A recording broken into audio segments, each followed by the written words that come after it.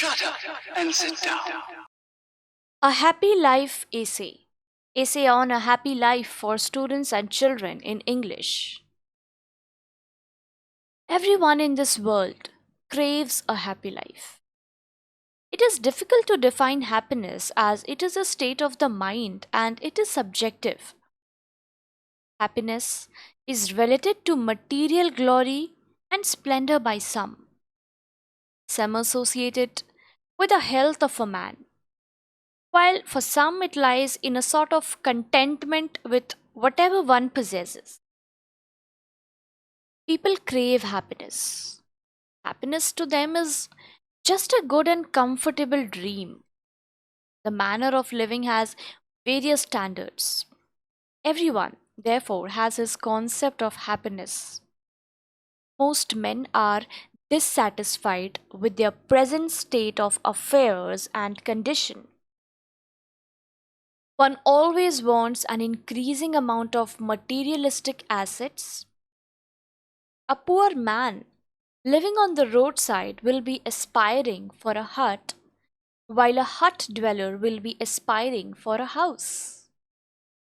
A house owner may be aspiring for a beautiful bungalow, and a bungalow owner may be aspiring for a posh residence. Thus, the question arises, where does the real human happiness and solace lie? Generally speaking, material splendor and prosperity are considered to be the main factors leading to happiness.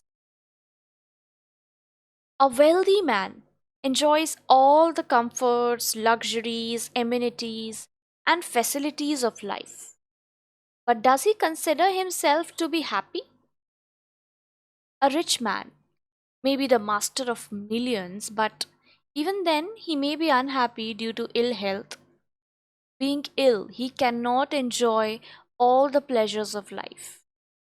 He considers himself to be a condemned and cursed man in this world. And when he finds himself amidst wealth, he is all the more troubled. His state of mind is not elevating. Rather, he is always in a mood of melancholy. We thus conclude that wealth is not the only criterion of a truly happy life. It is an admitted fact that poverty and happiness are opposed to each other.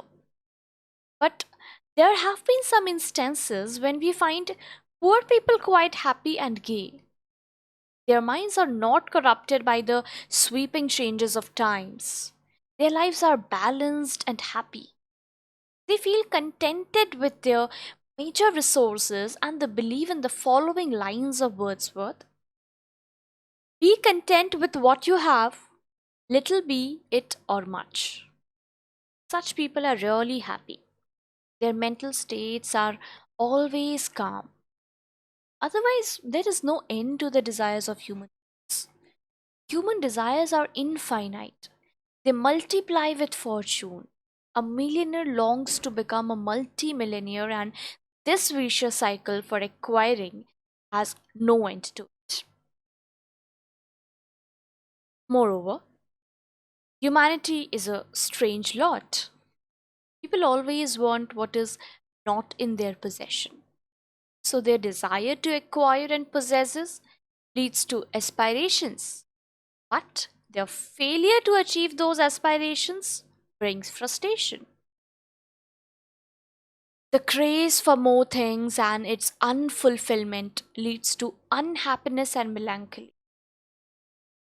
This world is a strange place and has been aptly described by famous poet Shelley in the following words: we look before and after and pine for what is not.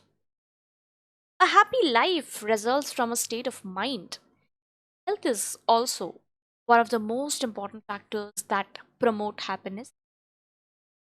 A healthy man can take strolls in the morning and can enjoy the fresh air of the fields and the fragrance of the flowers by visiting a garden. A poor but healthy man can spend his time in sports and games and can resort to other entertainments and recreations that are cheap and easily accessible. Therefore, we can conclude that the very secret of happiness lies somewhere else and not in the mere possession of huge wealth. A wealthy man always remains in a state of tension because he fears being attacked by thieves and dacoits. But ideal happiness is in a man who always does the right thing, never hurts the hearts and minds of others, and is a God fearing person. One's action and ambitions must be good. Good actions also led to happiness. Contentment with the prevailing circumstances is another factor that promotes happiness. Thus, Shakespeare was right when he wrote, "Nothing is good or bad, but thinking makes it so." Everything appears to be pleasant to a happy mind and unpleasant to a diseased mind.